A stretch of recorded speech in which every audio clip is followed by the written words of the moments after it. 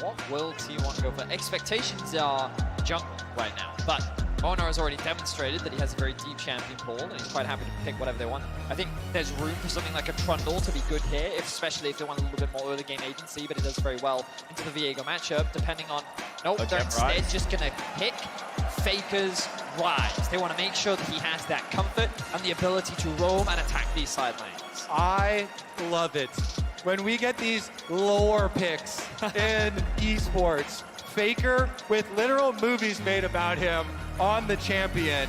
Blind picks it, says Yagao, what is your move, my friend? And let me remind you, this meta right now, the majority of mid laners are saying there's like two matchups you can pick Ryze into anymore. This is not a widespread thing. This is Faker specific. This is GOAT specific. And then you can double protection ban it against Yagao with the map mobility champions. The two preferential ones, the Talia and the Gallia. So a few things I've spotted. The first is that T1 have decided to mitigate any roaming matching that Yagao typically goes for. This does make me question if he's thinking about a Twisted Fate. This was something that he often fell back on if he wants to make sure that he can attack these side lanes. The other thing that I noticed is this Jace ban does suggest to me that they're looking at a Fiora top line for 369. T1 are saying we can play the entire map on Summoner's Rift, and you cannot, JDG. You cannot catch up with us. Vedius, glad to be here with a Nocturne pick, even though it's not mid lane with you. Because being able to turn off the lights, you saw what T1 were able to do, pulling JDG across the map in the previous game. Now you can deny teleports even with the early Nocturne ultimate and Ryze plays from Faker.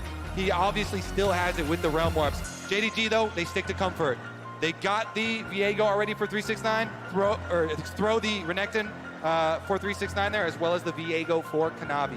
So the Renekton does make a lot of sense in terms of being a safe blind. There aren't many things that Zeus could pick that would give him a winning matchup, but he doesn't need a winning matchup. We know how versatile of a player he is, and Carrier's just flexing through all the different champions that he could pick as an option. I actually loved the hover of the Gangplank the most because it gives him another global to work with. And I have confidence in Zeus as far as the carry play. Yeah, even though that was just a hover early, that is my preferred matchup into Renekton. Have confidence in Zeus to avoid letting 369 stack a big enough wave to dive him on. 369 is a solo kill specialist. As we said coming into this game, he has the highest solo kills of anyone in the tournament at 7. Now though, against Zeus, can you do it? Gangplank, if you stack a wave versus him, maybe they could bring Kanavi and go for the kill, but you're gonna have to coordinate. The thing that I love about T1's approach to the draft in this series is they recognize, as the world does, that JDG have gotten this far because of their team fighting. Their objective setup, their control around the map is what makes them world class. So T1 said, you know what? How do you fare in 1v1, 2v2, and side lanes? And this is an area where JDG have not consistently been tested, whereas T1 is more than happy to play that style. With Zeus and Faker playing at their prime, it is an advantage. To see it all the same, we know Zeus is an incredible player. Owner, we'll see how much he's able to play around the Renekton. The gank power not huge up there, but I want to know what he does other than rush level 6. And Zeus has started with Corrupting Potion here for himself on the Gangplank. So you can be very, very aggressive in early lane phase, spamming out your Qs with your Corrupting Potion ticking to get a lot of strong trades. But the real crux will be, can he get enough money for his Sheen back with that investment? Well, Prime Gaming is giving away 150,000 RP to several lucky fans every single day of Worlds. Head over to PrimeGamingWorlds22.com to enter and make sure to put in today's secret code to get bonus entries. Run from it, hide from it. It will find you all the same. The TSM chants have made their way. In every city, which I am very happy about. It is so much fun to be back here casting in front of a 20,000 person arena. Do you want to sound like 20,000 people right now? The Thank energy is electric here in Atlanta, Georgia. Let's see if we can keep that energy up as we move into game 3. So we're looking at the early game, the early pathing. Owner going to start on the Raptors. Nocturne's early clear through these multiple mob camps is very fast, very efficient, and he's likely going to convert that into the reds, and then perhaps do a full clear topside or path towards his bot. Yeah, definitely expect a full clear from him. Should be noted, that during 369, base tanking the barrel tri-brush play here from Zeus, he was able to get his ward there down onto the Krugs. So they'll have that timer on the Nocturne full clear. And it is also worth noting, you don't just go from Raptors to red for your full clear for Nocturne. He's trying to get all these smaller camps down and respawning quicker by going to Krugs first, then picking up red buff. It's a hyper-efficient path, right? Because as you rightly said, it gets those respawn timers going much quicker, but also what's crucial is he's doing a full clear from top side into the bot lane. The person we also have to keep our eyes on is Kanavi. Often what he's done is full clear on one side of the map into a mid lane gank. We've seen that 2 times in a row, and we've seen Faker burn some type of summoner, whether it be Ghost or Flash, or basically pressure being put onto Faker in mid lane. This ward, though, that you just highlighted for me, Kobe, covers for that.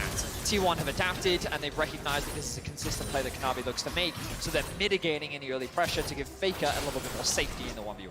More poke in the bottom side. Temporary 3 CS lead here for Guma as he's shoving that one down. Obviously, Nocturne has rushed down to his bottom side now, gets his own blue buff at level 3, and then can kind of path back up. We'll see which way he goes long term. Yagao makes like he's putting a ward down. Looks like he actually doesn't go for it, but makes the move to say, I've warded the invade, you know. Actually finally does put it down, so we'll see if Nocturne comes through, or if he goes for a gank through. Obviously, he wants to go behind. It's hard to gank Azir from the front, and it's far enough back that the controller doesn't see it. Actually pretty important to get the positioning right away from a control ward. Kanavi has skipped one camp and is up top side. This is what I was talking about for playing against Gangplank. Stack a wave and go for the dive early. That's your opening. Here we go. Wants to find the stun at the right time.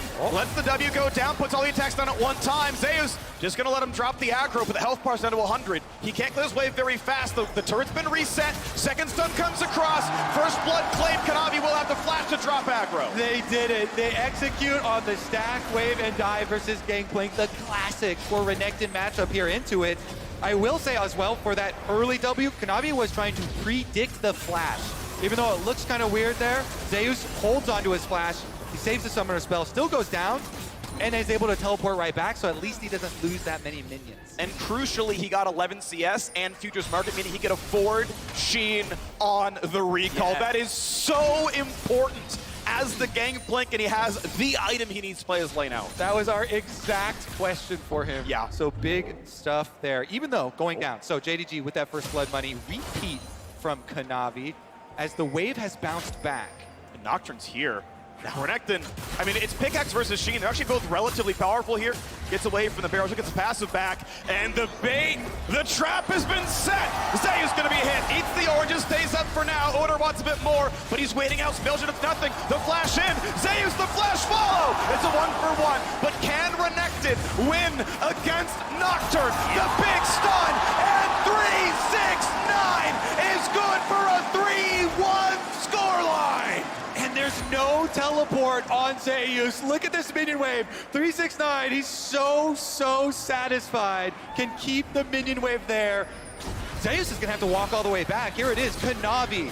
Such a big brain counter gank here. And then when Owner and Zeus try and flash forward to finish off the kill on him, they get the answer, and 369 can finish off the second kill as well with all the rage he had stacked up on the Renekton. The initial problem with that play for 369 was that his abilities were on cooldown. Just before that play happened, he invested everything onto getting a short trade against Zeus, which made it awkward. So Kanavi getting that initial exchange onto Zeus was really smart because it just bought 369 that extra bit of time. But it also gave the JDG top jungle an opportunity to get revenge after they got hard outplayed last game. Yeah, 369 has an ulti. What's the stun gonna look like is the question. Nocturne's nearby. Conqueror is stacked up. Oh no, Owner's here. Just kidding. We got our own jungler. The fear lands. Kanavi's gonna get one. And it's time to be afraid. In the bot side, it's Hope extinguishing it from T1. Gets the root. The flash from Faker. Missing. Hit with the bubble. Carrier doesn't. And Faker gonna try to find the rest. Missing Iato gets a single. It's 2 for 2 as Faker cleans it up. Oh my god, more action! Oh, yes! He missed the ulti. Zeus sidesteps it and turns one back. 11 kills, 6 minutes into the game. We promised you a bloodbath, and in the arena, both teams are delivering. Inject 5 games of this right into my veins. My goodness, they are so aggressive going for that dive. Kanavi here right into the face of Zeus, and he stands tall, Q right in front of him, gets the kill, plus gets that minion wave. That was so critical. You know what Kanavi was thinking? He was thinking, if I could kill him here, this Gangplank is out of the game. Losing another giant stacked wave would be just devastating, and yet he pulls it out. Both dives. Let's take a look back at the beginning before all the craziness. So 369, he gets level 6 and he's committed to getting this kill. Doesn't quite have the stun up yet, not sure where that was available, but you're gonna see him use it just now as the Nocturne Spell Shield gets broken by the Q into the stun. But it's enough damage for Kanavi to get that conversion and then go for a commitment onto Zeus. He's so low in the top lane. Oh, the orange heal, and he realizes Kanavi, if he stays underneath that tower, it's gonna be a 1-for-1. We didn't get to see the 2v2 kill in bot lane as we get back into action. Both Jungles have ultis, but there's no fight to be had. The CC not really there to be landed. Of course, missing without much available on his kit. Ulti not there just yet. Barely level 5 for Keria, so far from Tidal Wave. Just gonna be there to clear out the wave and let it shove in. So we can see once again Kanavi covering for his laners. This is something that he's consistently done throughout the series to make sure that they can get this push underneath the tower to either allow him to invade, get deep vision, or to allow the laners to reset and spend that gold. Right now they're contesting that bot side River Vision. He will be able to secure that crab, and T1 will just be forced to watch. Now, as we move forward, what is this bottom lane gonna mean? It means Nocturne is in the lane, and it means Hope has died. Missing a bit low, but not enough damage to kill him under the turret. Exactly, we can't even get our words out. It's so action-packed here. T1's strategy, though, remember, all the globals drafted to play around this bottom lane. The first pick, Lucian Nami, rewarded again. This is now a 2-kill Faker Rise in mid lane that can roam down there, plus the Nocturne ultimate just used by Owner will secure not only turret plates for Guma and Keria, but also the dragon stacking starts now. And I think that that was really crucial for T1 because dying in the 2 versus 2 from JDG was not a great position for the Lucian Nami to be in. We've seen Gumayushi do this before, but he's able to bounce back as he demonstrated last game. But the fact that Faker and Owner can consistently roam towards the bot side of the map and just make sure that T1's duo stays ahead is something that Yagao just can't match on the Azir. Exactly. No lane is safe now. T1, with their draft, investing so heavily into globals. Zeus is going to be pushed off a little bit more of this top lane presence. Just getting him off the XP, but the same thing, of course, was happening to the JDG bottom side. Faker goes back to mid to play his own wave. And Kanavi's going to take away the Krugs. As you can see, 369 gets his second plate, and the Q is going to land at the right time. Kanavi autos it a bit too early, gets it low, and Parlay takes the lion's share of the XP away from Kanavi. The gold, though, still mostly on the small ones. But now this turret dies to a simple Herald charge. They want it on Hope. They can lane swap, get him topside and summon the Herald for him. This is one of the reasons why Zeus is so hyped up as this young top lane prodigy. Not just because of the pop-off moments, because of the big carry games, but also his ability to play on the weak side here, giving up the extra wave, still staying calm, going in, last hitting with the Q on the attempted jungle, counter jungle there as well for himself. And even though he's significantly behind in CS with all the top lane focus, his ult is ready and enables T1 to make that cross-map play now. Certainly is. We'll see where he chooses to invest it. Right now, both supports have made their way back out onto the map. Keria, in the first 2 games, went deathless. So far in this game, he was killed, but by missing, which is quite ironic that the only person that can kill him before 15 minutes is another support. But T1 dead even right now with JDG with a slight gold lead. Faker has to be careful, though. The ultimate is available for Yagao. He chooses not to commit those. They don't know it, but they're wary of Owner and his ability to very quickly join the fight. Yeah, they're just itching to use this global composition. Gangplank ultimate ready, Nocturne ultimate ready, Faker as well afterwards with the Realm Warp. If they first get the kill, then he can Realm Warp the minions forward to help push on towers, and they're going now. Big Damage down to the turret, down to 2 plates itself, as Hope will be able to clear the wave out, but it forces that TP from Yagao, and it means T1 gets to push down mid lane first. Maybe Faker can come out of plate down to this mid lane. Much like last game, T1 with all the advantages in the questions that they can pose to JDG. Hey, what will you do if we force on bottom lane? Well, you have to teleport. Now you've got this giant long cooldown. You can't get right back to mid. They just push the mid lane in. They will take the teleport cooldown advantage and not force the dive there. Just use the cooldowns elsewhere. I like the way that you described that. It's T1, oh, hang on, ult.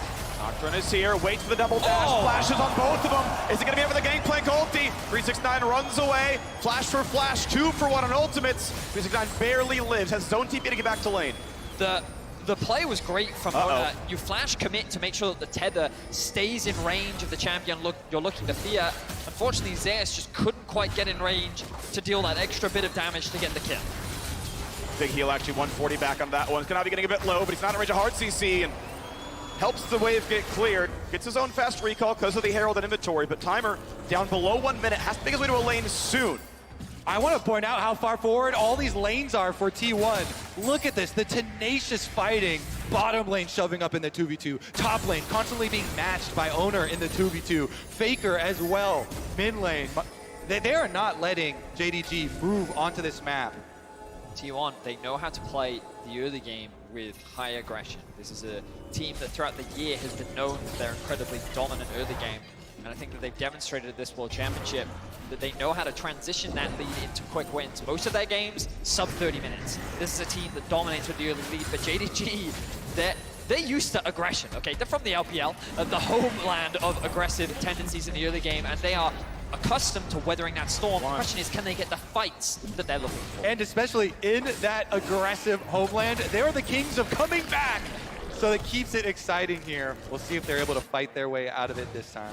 Well, the money of the turret does go to 369. Gore Drinker now done, as he, of course, tries to stack his armor against Triple AD, holding the front line with his Gore Drinker. Has the gold lead, but obviously the scaling so much better on the Gangplank area. Looking for any wards that could be put down or swept away. The red buff will be claimed. I think possibly the biggest difference, too, in this game is that this is the game where T1 are going to be the early Dragon stacking team. So Dragon arriving very shortly here. No teleport on Zeus or ultimate from the Gangplank.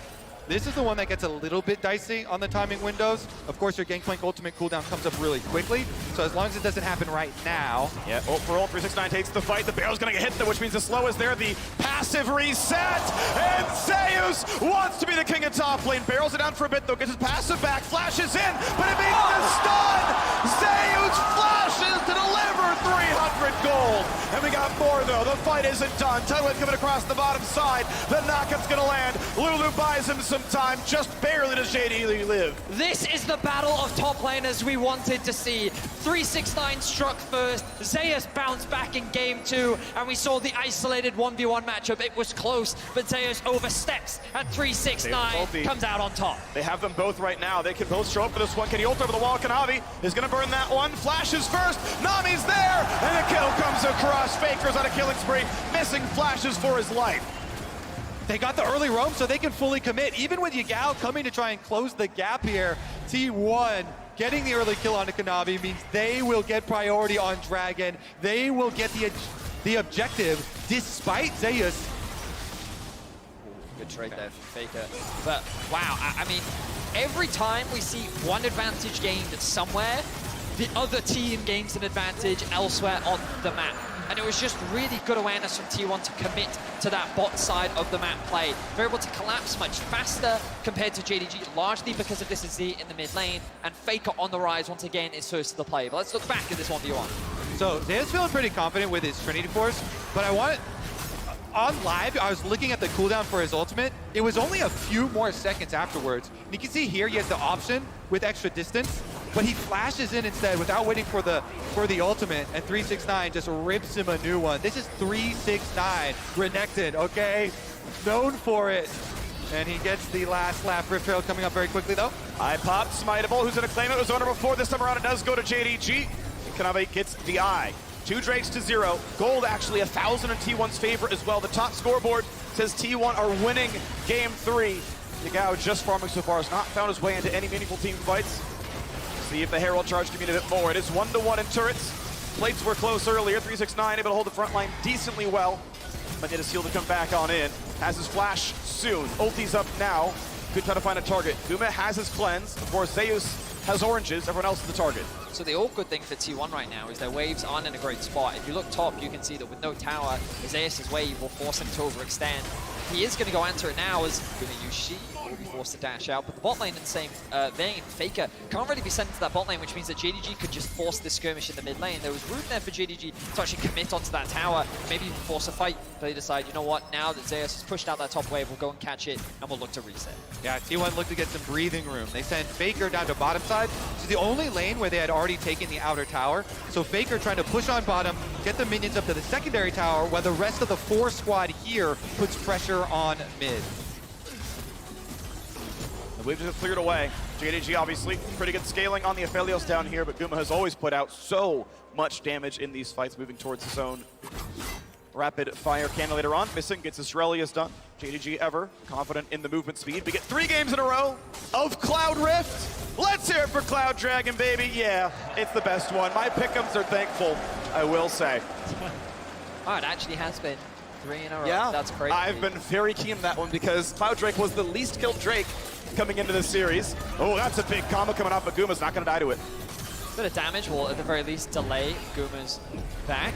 The Herald will be now dropped mid. Opening this up gives JDG a lot more control and makes it easier to push into the enemy jungle. They've got a ward on him. 369 is seen. Here comes Tidal Wave. Here's the rest of it. Flashing on enemies. Nocturne is left alone in the back line. Gotta stay alive. The scoop coming across. It hits 2. A flash away from Keria. Somehow Owner is still not dead. Kanavi dives in. And the dive under the tower. 369 gets 1. But it's a one-way trip. Faker takes him out. Yeah, that's a dive under tower, all right. 369 wanted another solo bolo onto Zeus, and he does get it, but at the cost of his own life. And it means JDG can't then finish out the tower after that little scrap. Nice little opening from Yagao as you saw the angle, sweeps in, gets the knockback for the extra kill. Faker holds the line though. 4-0-0 now on the rise. He's just been picking up kill after kill, and he was the benefactor of 369's aggression. I believe he also picked up a shutdown as well. So this mid laner will only continue to get stronger, but let's have a look here. The Herald gets dropped down. Guma gets stunned up. The ultimate to disengage from JDG diving underneath the tower, but then there's no follow-up onto Ono's engage. Then the ultimate from Yagao is good, lands onto 2 members of T1. They're forced to flash out. Meanwhile, on the back line, 369 is able to get the kill onto Zeus. But look at Faker locking up Zeus underneath the towers. Means that those stacking tower shots will hand the kill over to him.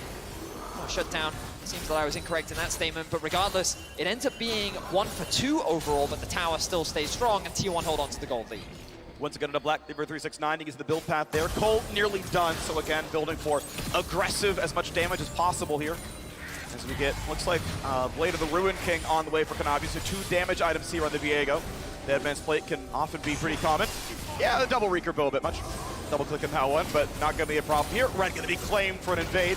Gumayushi and the rest of T1 ensuring the bottom jungle belongs to them. And they want to keep up this dragon stacking. Zeus right now, no ultimate again, as it's ticking down with him pushing on top side.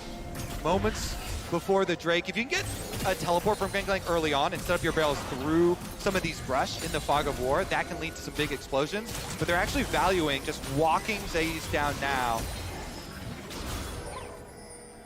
Walking down the river, 12 seconds till it spawns. JDG are the ones who own the path down. Kanavi aggressively looks for any wards, doesn't see any.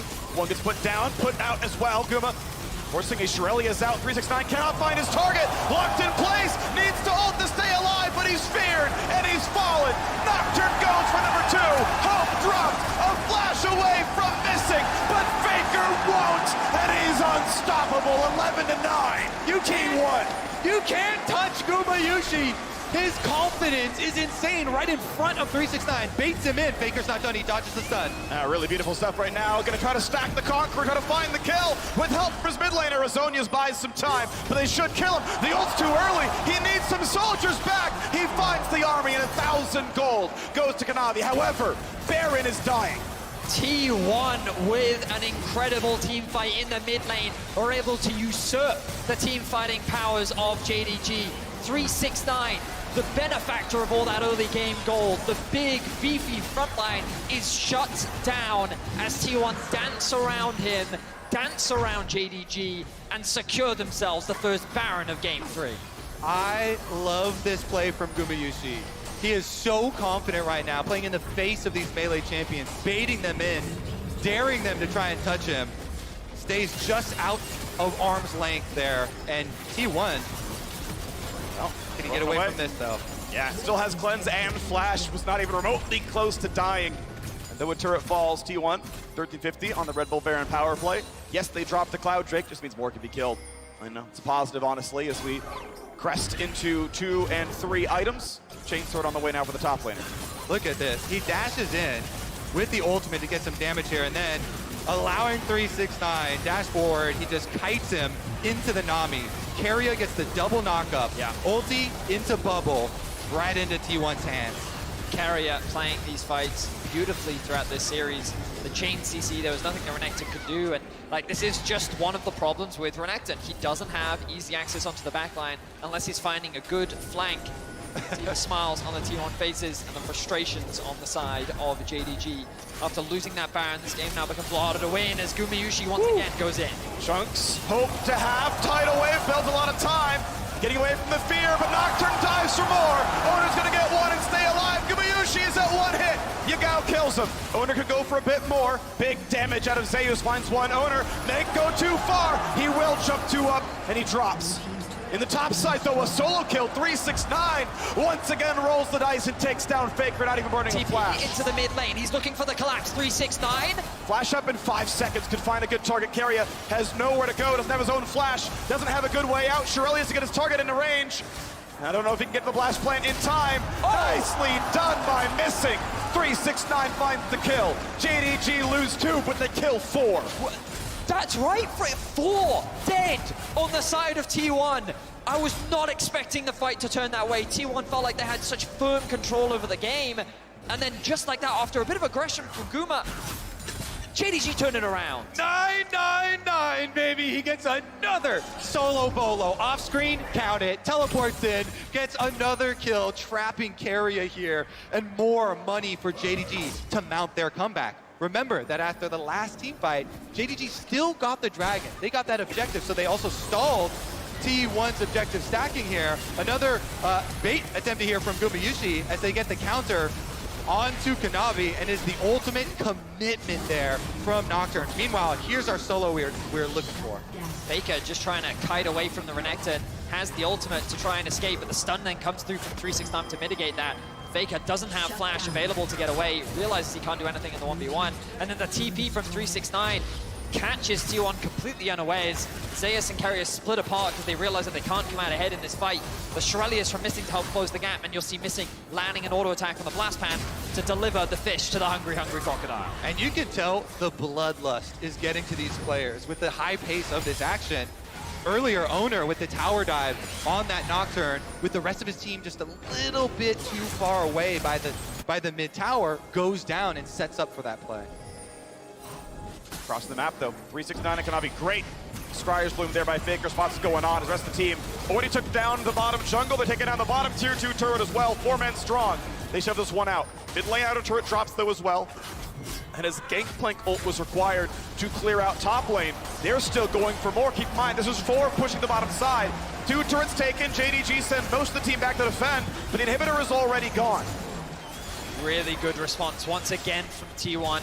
We complimented their ability to play through the side lanes in game 2. They're demonstrating it here in game 3. Beautiful. Kanavi, I'm not going to say that he baited out the ultimate, but that's what ended up happening. Doesn't get caught off guard. Yeah. T1 though in the brush. Kanavi They're gonna find him. He doesn't get the ulti off. He just dies. He could have ulted. He just gets killed. And that is the jungler down. T1 with 40 seconds till this Drake comes up. About the same time they find the rest. 369 gonna take his fight against Faker. Will it be enough? Does he win round 2? He's ignited. He's ever frosted. And Faker with 5 held left wins the one-on-one. The GOAT! Now he's got more enemies coming after him, though. He's going for the sneaky recall. Out of vision. They know he's on the left-hand side. Missing. Will not spot him go into the brush. They see. You can see it. You can see it. It was in vision. They don't walk over to the wrong ward. Faker with the okie-doke, complete jukes right here. You can't see me. That ward's just outside the bush above the 2 players. It actually didn't go in the bush, so they didn't see Faker, so the polymorph couldn't actually come down. Faker gets away on the skin of his teeth, and he walks away the victor. This is why Faker is still on the lineup. With all of these young prodigies being built up by T1, he's still the GOAT. T1 will use that commitment topside as well to be able to pick up Dragon number 3. One away from the soul. T1 have a 4,000 gold lead, a 2 Drake lead, an inhibitor lead, and a Faker lead here in game 3. They'll drop a scuttle. It's not nearly as important as having the best player of all time on your roster. JDG will walk the reward on the way over, and out goes Kanavi. All right, now we have to turn our eyes towards this Baron, and now it's going to be a T1 collapse moving up through the river. Teleport is ready for Yagao, I believe. But look at how T1 are just shepherding JDG into this half of the map. 369 and Kanavi are looking for a pick onto Faker, but he's going to respect it. They have the push in mid. Yagao's forced to go back and answer it. Now they're looking for Faker, though. Gonna find the ulti on him. This time he's got no escape tools. Azonius buys time. A huge barrel finds more. 1 for nothing, and it's time to possess the rise, but he's gonna drop too quickly. 369 does what he can. They find the second kill. Over the wall they go. Yagao wants owner. Scoops him in. Finds the kill. Safe so far. Missing, gets shot down. Oh, fires, but Gumayushi takes down 2. Carrier left alone, and he's gonna be left to his own devices now. Guma has to retreat. Does not have the health to play it out. When the going gets tough, it's the bot lane of T1 that come up clutch. This bot lane cannot afford to be underestimated. And Gumayushi with a phenomenal Lucia performance. Carrier is just wasting their time, buying time for the T1 members to respawn. He will lose his life, but it does not matter. What was an incredible team fight for JDG. No, it's not going the base to. is still being attacked. He can't kill him, but he's stopping the recalls. They are losing Nexus turrets right now. At least Kanavi respawns in time. They don't lose too much. He'll get most of the farm. But Guma knows he's safe up here. They have how many TVs? They have both TVs up and available. They're just pinging it right now. The question mark pings are coming out from JDG. Is this something that you're trying to force? They're not going to force it right now. Yeah, they are. Yes, they are. They're going to send everyone. 369 sees it, though. Takes a chunk. He's got Yagao nearby. Ulti's up in 15 seconds, and the no Baron's being attacked, but this isn't going to be enough. That everyone got into the pit. Owner can obviously blast plant back in, but honestly, JDG weather the storm. Bot lane inhibitor respawning before too long. There are still super waves coming in. They can collect some of the farm, and 369 can always TP back. What a clutch play there from JDG to actually pick Faker off, knowing he did not have the flash available this time around, could not delay as he did in the last time. And they get him, and they get enough of a health lead in that skirmish as well, so that T1, even with the AoE from the gangplank coming in, they still lose an extra person on the play. Wards being put right back up around that Baron. They know they can't let it out of their eyesight for a second. Look at the goal difference between the that's carries. quite early. Smite will come through for Onat, making sure that T1 have control around this objective. But the AD carry difference is so stark right now. 4 items completed for Gumayushi, along with the Dirk. Means that he is, I mean, he was the carry last game. He's been a huge carry for T1 throughout this World Championship. And he is a massive threat that JDG need to find a way to shut down. Faker almost at death cap as well, looking at inventories here. Could have a big, big power spike, and with inhibitor on bottom side, respawning fairly soon, they can still revert to split pushing with their global advantage. The Baron is going to be started off by T1. Once again, JDG must answer the call. They must walk into... They're doing without Guma. They're letting him show on the waves that they don't know it's dying so quickly, but Baron's going to drop here. Looking for the stun, not going to find it. Nocturne turns off the lights, and that's Baron claimed. Near the kill, it's an ult to safety for Kanavi. Cannot be in this fight. Oh, he's gonna die. He's gonna get shut down. The wall ward back into the jungle takes down the ADD jungler. They're not done yet. Faker flashes in. Gets the root, gets a bunch of damage. They turn back. He burns a stopwatch, and that's gonna be him today. The barrel hits too. 369 does what he can, but he's got no team. Burns the stopwatch, immunes the fear, but it's not gonna matter. There's the ace. Zeus. It's a million gigantic barrels. Faker makes the shot call, gets him in and out of the pit, and T1 are going for the base. T1 will wipe JDG off the map. What an incredible team fight, led by Gumayushi. The man has come up clutch once again. He shuts down the core carry of JDG, and they will shut down JDG in game 2. Gumayushi may have died, but he kills a hell of a lot more. The Nexus turrets fall. Kanavi's left alone to watch. Once again, his kingdom fall to ruins. T1, 2-1.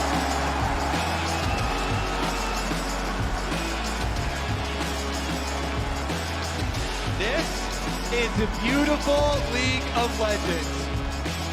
Watching this T1 team operate Guma Yushi, while the rest of the team does Baron, shows himself for just a second to give JDG a false sense of security, knowing that T1 don't have the 80 carry DPS on Baron, allowing the rest of the team to burn it down under cover of Nocturne ultimate. Guma also chunks down Kanavi so low that he goes into the jungle to heal off of Raptors, and then he still wraps around and finds them later. It is insane how much work each member of this T1 squad are putting in right now. And I'm just thinking of the T1 video that they put out yesterday where all the members are talking about it. And Zayu says his goal, you know, in his first year here, 18-year-old, is to put the T1 dynasty back where it belongs and Faker back on the throne.